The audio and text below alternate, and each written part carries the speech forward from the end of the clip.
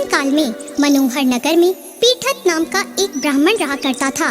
वह माता भगवती दुर्गा का बहुत बड़ा भक्त था। उसकी एक बहुत ही सुंदर कन्या थी जो संपूर्ण सद्गुणों से युक्त थी। उस कन्या का नाम सुमति था और वह अपनी सहेलियों के साथ क्रीड़ा करती हुई इस प्रकार बढ़ने लगी जैसे कि चंद्रमा की कली बढ़ती है। उसके पिता प्रतिदिन माँ दुर्गा की पूजा करके हवन किया करते थे और उस समय वो भी वहाँ उपस्थित होकर अपने पिता के साथ पूजा करती।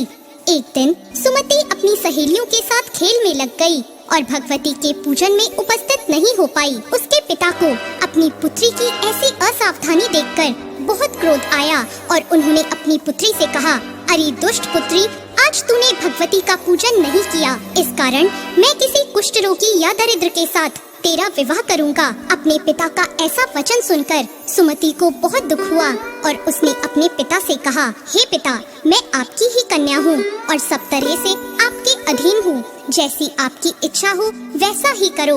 आप चाहे मेरा विवाह किसी से भी कर दो, पर होगा वही जो मेरे भाग्य में लिखा है।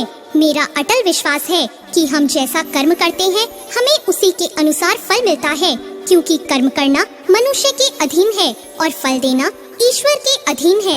अपनी कन्या के इस प्रकार के वचन सुनकर ब्राह्मण ने गुस्से में अपनी कन्या का विवाह एक कुष्ठ रोगी के साथ कर दिया और बहुत क्रोधित होकर अपनी पुत्री से कहने लगा, हे पुत्री, अपने कर्म का फल भोगो और देखते हैं तुम अपने भाग्य के भरोसे रहकर क्या कर पाती हो। पिता के ऐसे कड़वे वचन सुनकर सुमति के मन में विचार आने लगा कि मेरा बहुत दुर्भाग्य है कि मुझे ऐसा पति मिला। इस तरह अपने दुख का विचार करती हुई वह कन्या अपने पति के साथ वन में चली गई और उन्होंने उस वन में वह रात बहुत ही कष्ट से बिताई। उस गरीब बालिका की ऐसी दशा देखकर माता भगवती उसके पूर्व पुण्य कर्मों के प्रभाव से प्रकट हो गई और उन्होंने सुमति से कहा, मैं तुझसे बहुत प्रसन्न हूँ, तुम मुझसे जो चाहे वरदान मांग सकती हो। भगवती दुर्गा का ऐसा वचन सुनकर सुमति ने कहा, आप कौन हैं? वह मुझे बताएं। यह सुनकर भगवती देवी ने कहा, मैं आदि शक्ति भगवती हूँ, मैं ही ब्रह्म विद्या और सरस्वती हूँ। प्रसन्न होने पर मैं प्राणियों के दुख दूर कर देती हूँ और उनको सुख प्रदान करती हूँ। मैं तुझ पर तेरे पूर्व जन्मों के पुण्य के प्रभाव से प्रसन्न हूँ। तुम्हारे पूर्व जन्म में तुम एक भील की पत्नी थी और बहुत ही पवित्र औरत थी। एक दिन तेरे पति निषाद ने चोरी की। चोरी करने के कारण तुम दोनों को सिपाहियों ने पकड़ लिया और ले जाकर जेल खाने में कैद कर दिया। उन लोगों ने तुमको और तुम्हारे पति को भोजन भी नहीं दिया। इस प्रकार नवरात्रि के दिनों में तुमने ना तो कुछ खाया और ना ही जल पिया। इस प्रकार 9 दिनों तक नवरात्र का व्रत हो गया। हे ब्राह्मणी, उन दिनों में जो व्रत हुआ, इस व्रत के प्रभाव से प्रसन्न होकर मैं तुम्हें मनवांछित वर देती हूँ। तुम्हारी जो इच्छा हो मांग लो।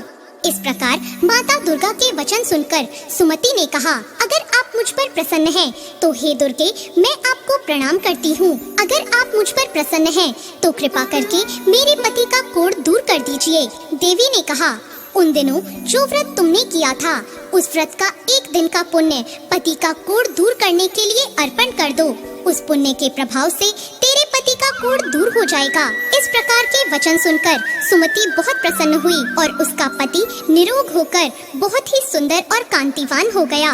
वह ब्राह्मणी पति की ऐसी काया देखकर देवी की स्तुति करने लगी और कहने लगी, आप दूसरों की दुर्गति को दूर करने वाली, तीनों लोगों का संताप हरने वाली, समस्त दुखों को दूर करने वाली, रोगी मनुष्य को निरोग करने वाली, प्रसन्न होकर मनवांछित फल देने वाली और दुष्टों का नाश करने वाली जगत की माता हो। मुझ निरपराध अबला को मेरे पिता ने एक कुष्ठी मनुष्य के साथ विवाह कर घर से निकाल दिया। पिता के तिरस्कार से मैं वन में घूम रही हूँ और अब आपने मेरा उद्धार किया है।